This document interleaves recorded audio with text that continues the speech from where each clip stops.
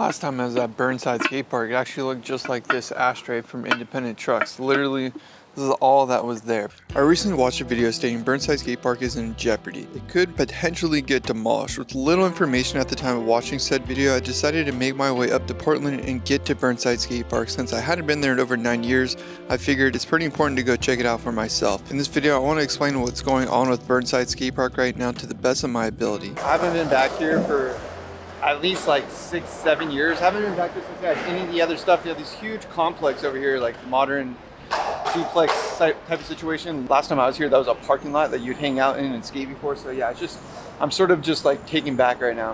I spent the last hour just like taking in everything. It's so crazy to be back here and just like see how much progress has been done within even the last 10 years. Built in 1926, the Burnside Bridge is located on one of the longest and busiest streets in the Portland metro area. Connecting two sides of the city, the Burnside serves as a critical lifeline route for emergency response. 64 years later, after the bridge is being built, skateboarders started what is now known as the world's first DIY skate park, Burnside. There just wasn't much out there, so my dad was a carpenter and had access to some wood, and I was pretty crafty with it, so I made ramps. My buddies went down there on Halloween. I had a date with some lady friend of mine, and they went down there and made this embankment, took my concrete. We were going to do it together, but I was busy. It was pretty small, like 2-foot little embankment, and skated and had fun. So I was like, hell yeah, let's do this, and made another one right next to it that was a little bigger, a little better. I just kind of fell in love with it, kept the ball rolling. Now, there are many documentaries about Burnside and the history and how it got started, who was involved in all of that. I don't want to get too far into that because this video can get really long. I want to dive into the challenges that the skate park is facing as of right now. Keeping it simply put, the Burnside Bridge that was built in 1926, which is 98 years ago today, is not earthquake resistant in today's standards, primarily due to the pillars containing very little steel reinforcement, the same pillars that a lot of the skate park is built up onto today. Soils under the east approach liquefy after shaking, accelerating the collapse of support columns. Bridge debris obstructs all modes of transportation, blocking over $1 billion in transportation infrastructure that relies on the bridge. The collapsed bridge blocks the main river channel, creating an obstacle for river traffic that needs to deliver goods or people after the earthquake. The collapsed bridge also obstructs the East Bank Esplanade, I-5, I-84, and the Union Pacific Railroad mainline tracks. With other bridges out of service, Portland is now divided by the Willamette River, leaving tens of thousands stranded. Emergency responders are unable to cross the river to aid victims.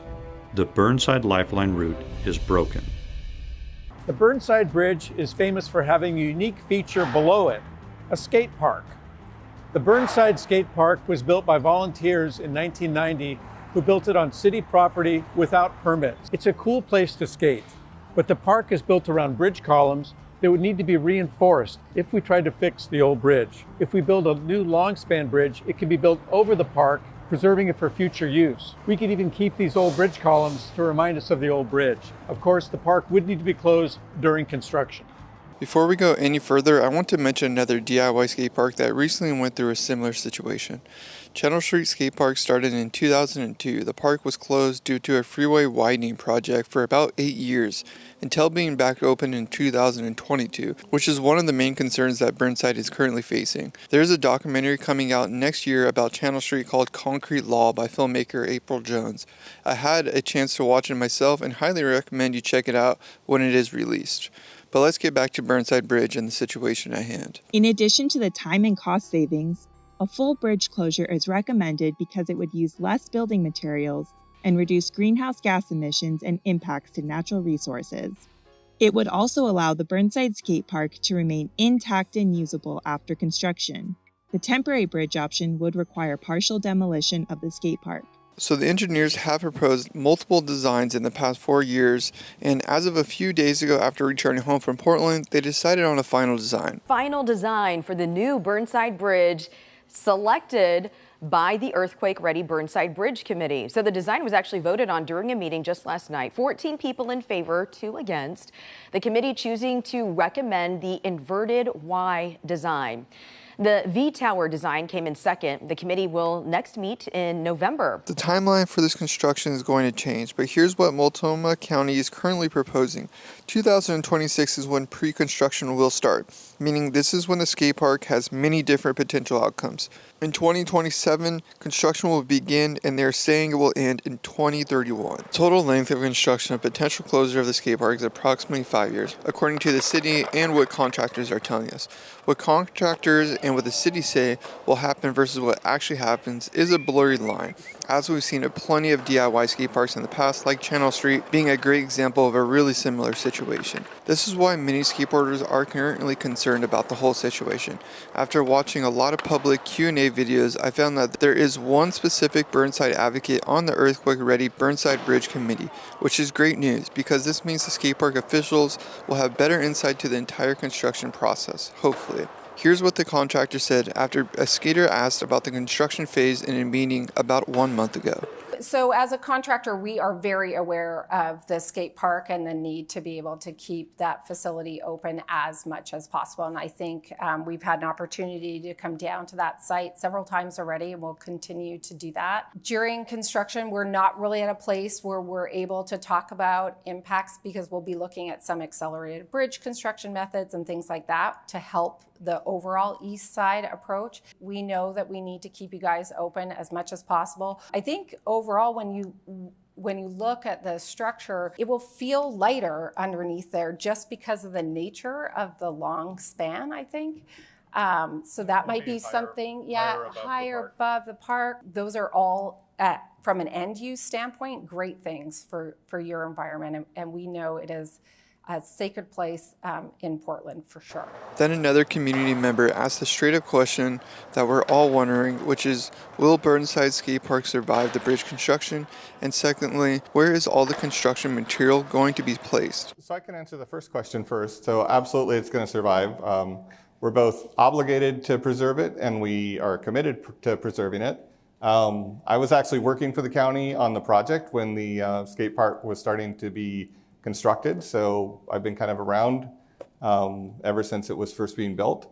I supported it then, and I still support it now, and it's going to still be there after this project is done.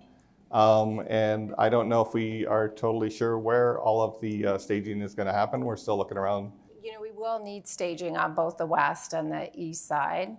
But there are opportunities to have some off-site staging and support the project from the river as well. So we're looking at all of those things.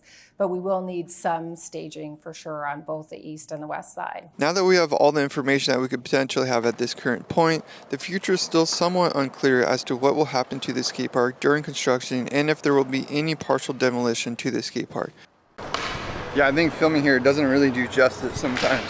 It's one of those places where the park is really hard, it's crusty, it's intense. I think like footage doesn't do it justice how insane this place really is.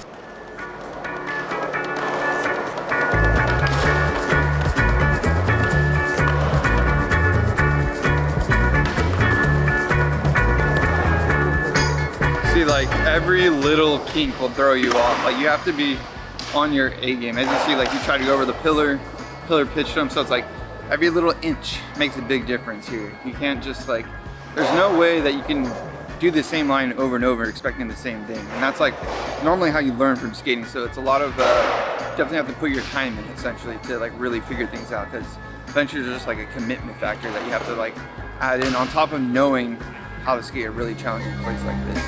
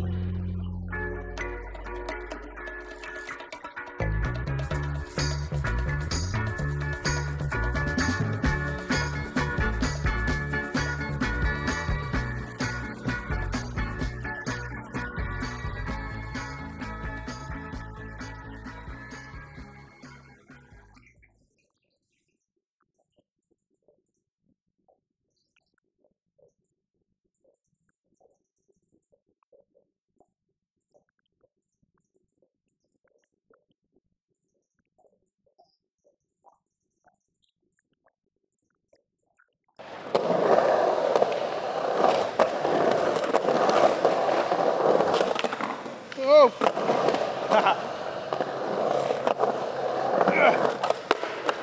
Whoa! Survived. Dead Linus. Trying to get around this corner. Oh gosh. Ah. No!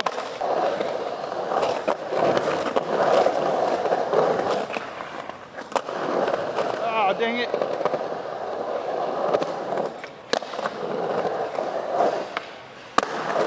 Went the wrong way. It's called freestyling. It's so hard to get the speed up. It's quick coming in and then so slow going out, which makes sense because it's uphill. We got it.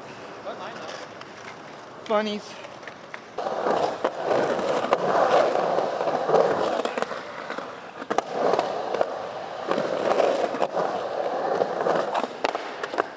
No! I definitely missed the truck on that one. Hard wide. Get speed! Ah, I made it alive.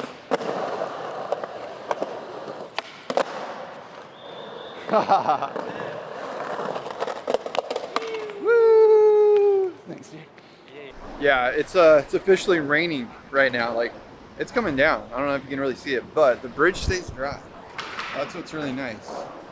So you can keep skating the bridge while it's wet. I'm sure like once it really starts coming down and gets a little more under the bridge, but considering that we're in Portland, it rains all the time, not during the summer, but now that we're kind of coming out of the summer, pretty rad that like there's nowhere else we can skate right now besides Commonwealth, the other DIY we did skate while we're here. But you know, just goes to show you there's a lot of awesome reasons to build a DIY spot under the bridge, and maybe that's part of the reason that the guys started building under here in the beginning. Like obviously the bridge kind of like there's this whole weird thing where building under a bridge isn't really city property, or city property, but like they're not under jurisdiction. Normally it's like the transportation, whatever the transportation is in that city, it's their jurisdiction. So it's a double whammy. Like probably easier to build under here legally, and then also when it's raining like it is right now, you can keep skating or keep building, which is pretty nice. Like look at, it's coming down. It's wet over there. I don't know if you can really tell, but yeah.